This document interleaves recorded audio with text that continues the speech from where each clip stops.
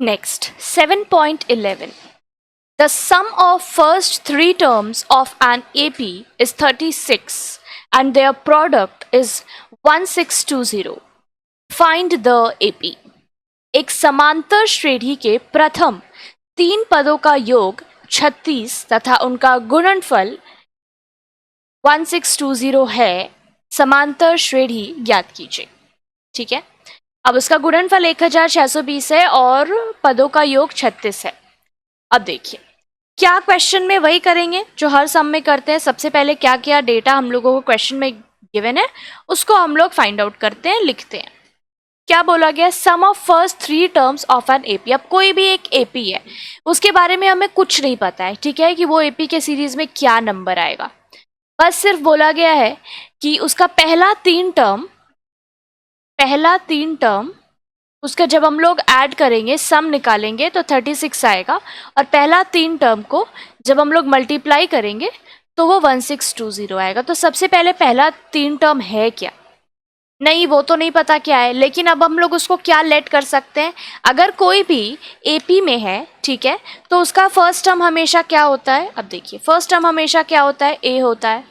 उसके बाद उस ए में जब हम लोग उसका कॉमन डिफरेंस प्लस करते हैं तो हमारा दूसरा टर्म आ जाता है। उसमें वापस से जब ऐड होता है a प्लस 2d तो हमारा तीसरा टर्म आ जाता है।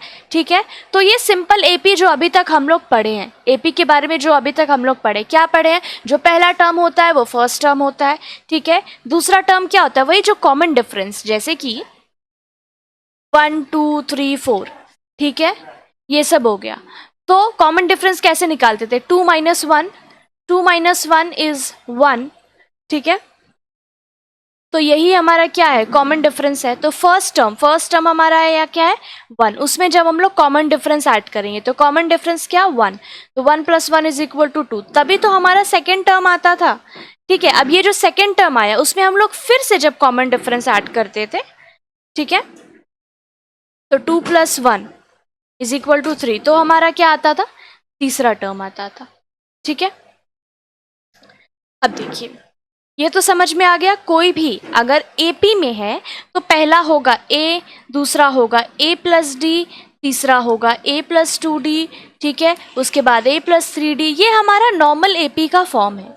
ठीक है, अब देखिए ये तो चलो ठीक है। अब देखिए हमारे क्वेश्चन में क्या गिवन है? जो पहला तीन टर्म होगा उसका सम एडिशन हम लोग को बता दिया गया है 36 और उसका प्रोडक्ट 1620। ठीक है, अब देखिए जैसे ही हमारे पास a + d, a + 2d आ गया तो यहाँ से हम लोग बोल सकते हैं ना कि इन तीनों को हम लोग पहला तीन टर्म मान लेते हैं, और जो भी हमारे पास डेटा है कि इन लोगों का एडिशन करने पे जो भी नंबर आएगा उससे इक्वेट कर देंगे। जैसे a + d + a + 2d, इसको ऐड करेंगे तो क्या दिया हुआ है क्वेश्चन में? 36 है, तो = 36 कर लेंगे, और इसी को जब हम लोग मल्टीप्लाई करेंगे a × a + d × a + 2d, तो ये हमारा 1620 आ जाएगा, है ना। ये हम लोग कर सकते हैं ऐसे सॉल्व। लेकिन अब देखिए, अब चाहो तो ऐसे बिल्कुल सॉल्व कर सकते हो, क्योंकि ये तीन टर्म जो है वो हमारे एपी का है, a + d और a + 2d। लेकिन अपने सम को और सिंप्लीफाई करने के लिए, ठीक है, ये तो बहुत मतलब इसमें से भी आ जाएगा। अगर आप ये कंडीशन लेकर आगे का सम करते हो तो आपका ज़रूर सॉल्व होगा। लेकिन हम लोग अपने सिंप्लीफिकेशन को थोड़ा सा और आसान करते हैं। ठीक है, कैसे आसान कर सकते हैं? अगर हम लोग चाहे तो जो हमारा एपी है वो अगर हम लोग कुछ इस तरह से ले, पहला टर्म मान लीजिए a - d, फिर a, और उसके बाद हो जाएगा a + d। क्यों ऐसा लिए माइनस वाला? माइनस इसलिए लिए हैं ताकि जब हम लोग देखिए जब हम ऐड करने जाएंगे इसको तो d हमारा कैंसिल हो जाएगा, सिर्फ a बचेगा। a का वैल्यू तुरंत निकल जाएगा। फिर उसी a का वैल्यू को जब हम लोग ये प्रोडक्ट वाले में पुट करेंगे तो फिर d का वैल्यू आ जाएगा जल्दी से। ठीक है, बस इसीलिए अगर आप चाहो तो इससे भी सॉल्व कर सकते हो, आंसर ज़रूर आएगा। क्यों? क्योंकि देखिए हमारे पास दो इक्वेशन है और दो का वैल्यू निकालना है, और हमारे पास यहाँ पे वैल्यू भी गिवन है। आराम से हम लोग उसको सॉल्व कर सकते हैं। लेकिन और भी आराम से सॉल्व करने के लिए हम लोग क्या करेंगे, अब आप बोलोगे a माइनस डी हम लोग कैसे ले सकते हैं?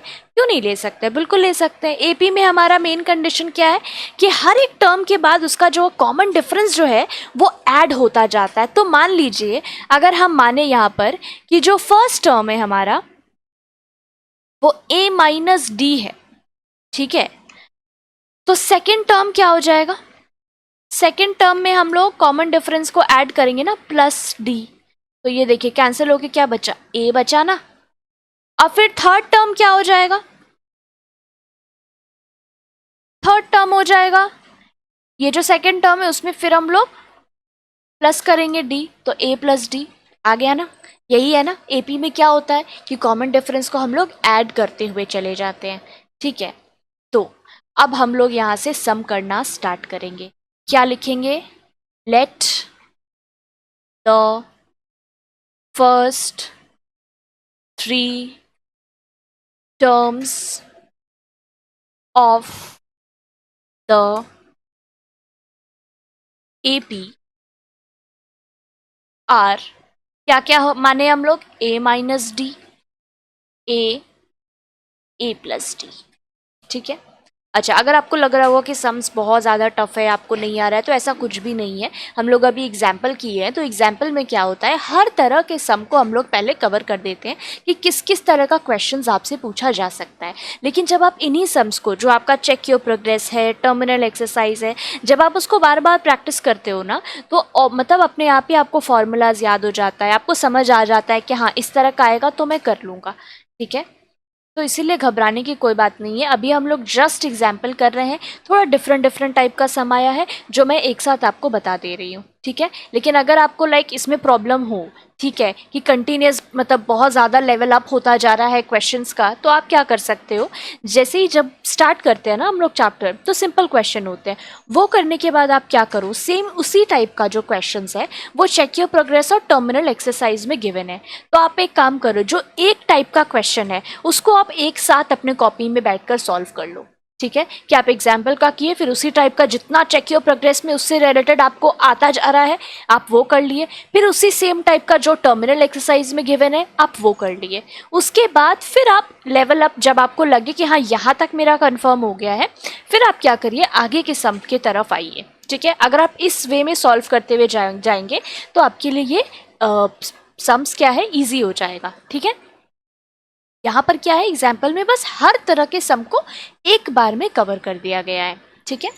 तो मान लेते हैं, let the first 3 terms of the AP are a minus D, ए और a प्लस डी। अब सिंपल है, मेन तो यही कॉन्सेप्ट जानना है। ये जैसे ही पता चल गया, अब जो क्वेश्चन में गिवन है वो हम लोग यहाँ पर लिख लेंगे। तो वी हैव, ठीक है, वी हैव लिखेंगे या फिर आप गिवन लिख लोगे, ठीक है, क्योंकि ये क्वेश्चन में गिवन है ना कि इनका जो सम है a minus D plus A plus D, इनका जो सम है उसका वैल्यू आपको दिया हुआ है 36। जैसे ये 36 हुआ, देखिए डी डी कैंसिल, तीनों a प्लस करेंगे 3a, ये हो गया 36। a इज इक्वल टू क्या हो गया, 36/3, जो काटेंगे क्या बचा, 12। तो a का वैल्यू हमारे पास आ गया 12। a आ गया। अब हम लोगों को क्या निकालना है, d निकालना है, ठीक है। जो प्रोडक्ट गिवन है उसमें हम लोग पुट कर देंगे 12। अब now a minus D into A plus D, क्या दिया हुआ है क्वेश्चन में, 1620 इसका वैल्यू गिवन है। अब a की जगह हम लोग a का वैल्यू पुट कर देंगे, 12 minus D into 12 plus D equal to 1620। अब देखिए 12 माइनस डी और 12 प्लस डी को हम लोग यहीं रखेंगे, ठीक है, और इस 12 को हम लोग उस तरफ भेज देंगे। सिंपल, अब सिंप्लीफिकेशन हो रहा है, कुछ भी नहीं। इसमें मेन कॉन्सेप्ट सिर्फ और सिर्फ यही था कि पहला 3 टर्म आपको लेट करना था। वो अगर आप समझदारी से लेट कर लिए हो तो क्या होगा, आपका जो सोल्यूशन होगा वो ईजी हो जाएगा, ठीक है। अब इसको जब हम लोग 12 से कट करेंगे तो ये हमारा आ जाएगा 135, ठीक है। अब देखिए ये तो सिंपल दिख रहा है ना, a माइनस बी और a प्लस बी के फॉर्म में है, इतना हम लोग अलजेब्रा कर चुके हैं कि ये तो सबसे सिंपल और इजी फार्मूला है जो आई थिंक सबको याद हो जाता है, ठीक है, कि ए स्क्वायर माइनस बी स्क्वायर का फार्मूला होता है ए माइनस बी इंटू ए प्लस बी। तो यहाँ पर हम लोग, अच्छा यहाँ पर और लिखेंगे आप सब जगह, ये हो जाएगा 12 का होल स्क्वायर माइनस बी का होल स्क्वायर, ठीक है। इसी वाले फॉर्मूले को हमने यहाँ पर यूज़ किया है। यहाँ पर क्या आ गया 135। फर्दर सॉल्व करेंगे अब। 12 का होल स्क्वायर सबको पता है 144 होता है, minus D square equal to 135। अब डी स्क्वायर को हम लोग दूसरी तरफ भेज देंगे, तो हो जाएगा 144 माइनस 135। और डी स्क्वायर को इधर क्यों भेजा है, ताकि वो प्लस में हो जाए, हमें जिसकी वैल्यू निकालनी है वो पॉजिटिव में रहे तो बेटर है ना, ठीक है। तो यहाँ पर सब कुछ हमारा क्या हो गया, पॉजिटिव हो गया। अब हम लोग 144 में 135 जब माइनस करेंगे तो क्या आ जाएगा, 9 आ जाएगा ना हमारे पास। ये हो जाएगा 9 is equal to D square. तो सिंपल है ना, डी स्क्वायर का वैल्यू जैसे ही 9 आया, डी का वैल्यू क्या हो जाएगा +-3, ठीक है। ये तो मैंने बताया ही है, क्यों, क्योंकि 9 जो है या तो वो 3 का स्क्वायर हो सकता है, ठीक है, डी स्क्वायर इक्वल टू, या तो वो -3 का भी स्क्वायर हो सकता है। तो यहाँ से तो हम लोग ये लिखेंगे ना कि डी का वैल्यू या तो +3 होगा या तो -3 होगा, है ना। तो अब जब हम लोग d इज इक्वल टू 3 लिखेंगे तो लिखेंगे when d is equal to 3, तो द फर्स्ट 3 टर्म्स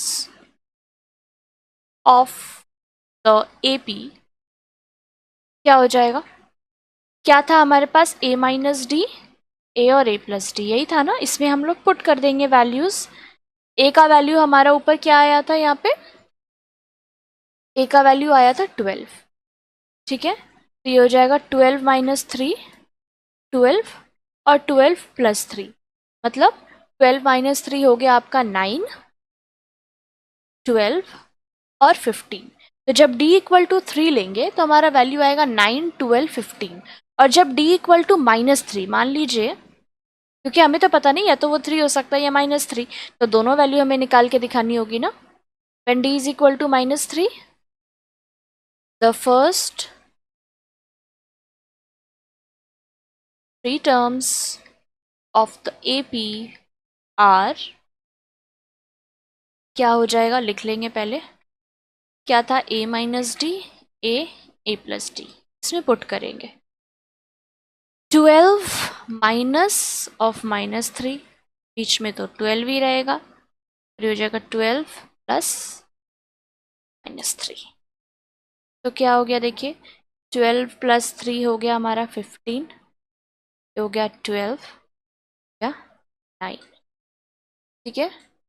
तो देयरफॉर फर्स्ट 3 टर्म्स क्या हो जाएगा, या तो वो 9, 12, 15 होगा या 15, 12, 9 होगा, ठीक है। तो आंसर हमारा यही हो जाएगा, या तो वो 15, 12, 9 होगा या तो वो 9, 12, 15 होगा, ठीक है। जो हमारा गिवन कंडीशंस था उसमें यही हमारा क्या है आंसर, ठीक है।